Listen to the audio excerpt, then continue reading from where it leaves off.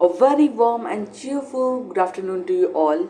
Again, I have come with a new video. In this video, I will be telling you all about voice.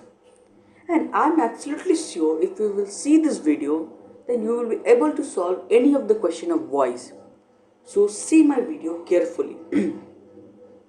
और मैं अपने representation जितने भी slides हैं उसमें मैं ज़्यादा कुछ लिखा नहीं हूँ, बट मैंने जितने भी वॉइस के बारे में मैं जो बताऊंगा उसे आप नोट करें, क्योंकि मैं जो बोलूँगा ना वो बहुत ही इम्पोर्टेंट रहेगा। तो ठीक है, बिना टाइम को वेस्ट किए हुए हम लोग आगे बढ़ते अपना। हम लोग ने सबसे पहले वॉइस के बारे में डाला है कि वॉइस पर हम लोग पढ़ेंगे क्या। First of all we will read about verb, second types of verb, third conversion, fourth some important questions. We will be dealing with some important questions. So, what is verb? Verb is said to be an action on the part of a doer and object subject. Means कि कोई action जो subject के द्वारा या doer में करने वाला के द्वारा होता है वो हमारा वर्ब होता है, वर्ब। ओके। और वर्ब के दो टाइप्स होते हैं, ट्रांजिटिव वर्ब और इनट्रांजिटिव वर्ब।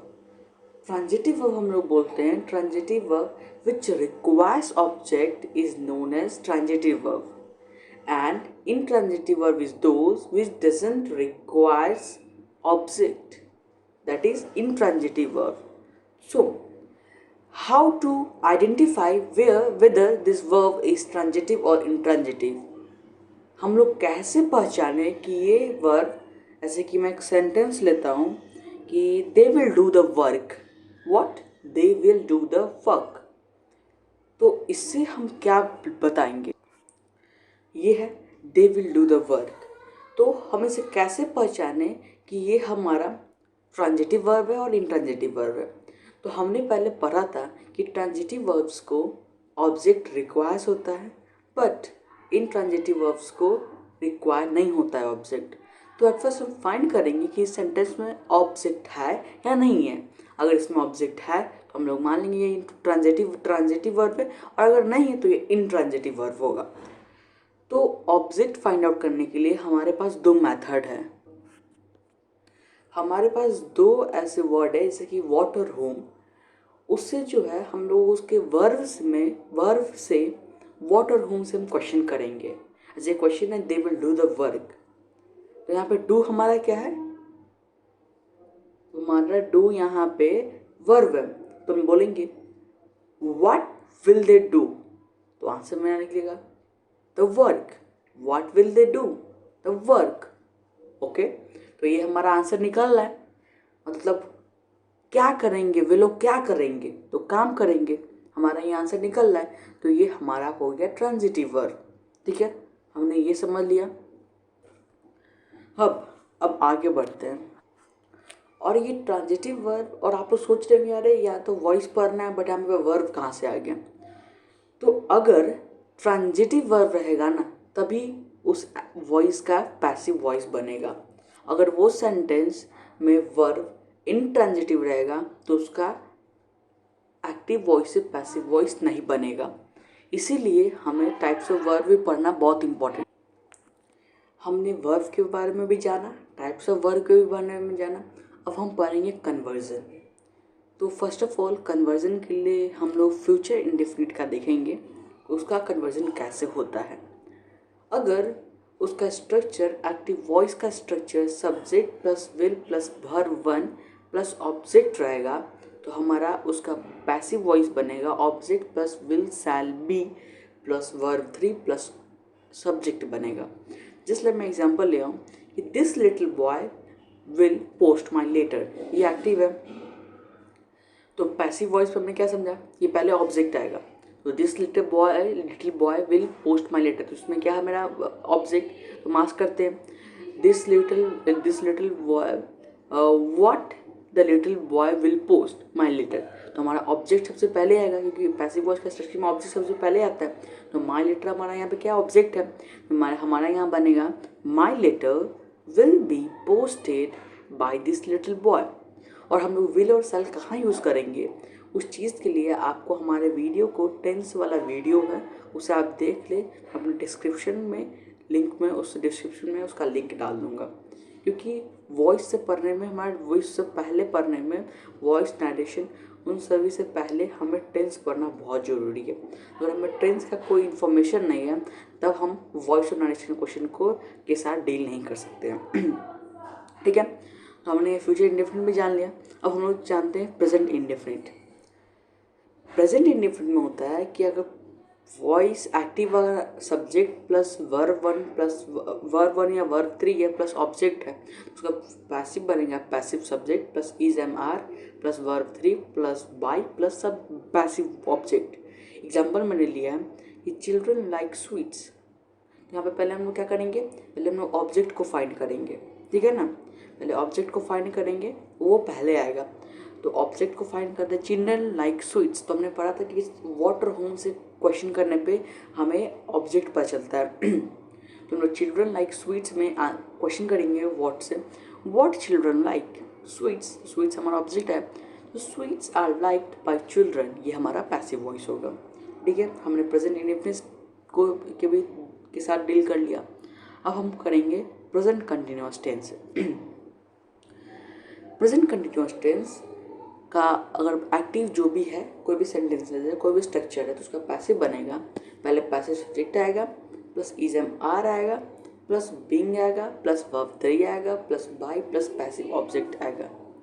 तो एक एग्जाम्पल लेके सॉल्व करते हैं इसे। He is writing a letter, he is writing a letter. तो पहले तो हम लोग इसमें पहले ऑब्जेक्ट फाइंड आउट करेंगे, क्योंकि ऑब्जेक्ट सबसे पहले आएगा, ये हमें समझना है। और ये हर केस में नहीं, कुछ एक्सेप्शनल भी होते हैं। तो he is writing a letter, तो इसमें ऑब्जेक्ट क्या हो जाएगा, व्हाट इज़ ही राइटिंग, तो आंसर होगा अ लेटर। तो पैसिव बनेगा इसका, a letter is being written by me. ठीक है, नाउ प्रेजेंट परफेक्ट टेंस। अगर कोई भी स्ट्रक्चर आएगा एक्टिव वॉइस में तो उसका पैसिव बनेगा हमारा, पहले पैसिव सब्जेक्ट आएगा प्लस हैज़ हैव आएगा प्लस बीन आएगा प्लस वर्ब 3 आएगा प्लस बाई आएगा प्लस पैसिव ऑब्जेक्ट आएगा। Let us take an example to understand this present perfect tense. तो एग्जाम्पल है, कोई सेंटेंस है, he has washed the plates. तो हम लोग फर्स्ट ऑफ ऑल इसमें ऑब्जेक्ट फाइंड आउट करेंगे कि ऑब्जेक्ट है। अगर ऑब्जेक्ट रहेगा तभी तो, क्योंकि तब तो ट्रांजिटिव वर्ब रहेगा, और ट्रांजिटिव वर्ब नहीं है तो हम लोग समझ लेंगे ये इंट्रांजिटिव है, इसलिए मेरा पैसिव नहीं बनेगा। तो फर्स्ट ऑफ ऑल पहले इसमें हम लोग ऑब्जेक्ट को फाइंड आउट करते हैं। तो he has washed the plate, what has he washed, तो आंसर निकला द प्लेट्स। तो द प्लेट्स हमारा ऑब्जेक्ट हो गया।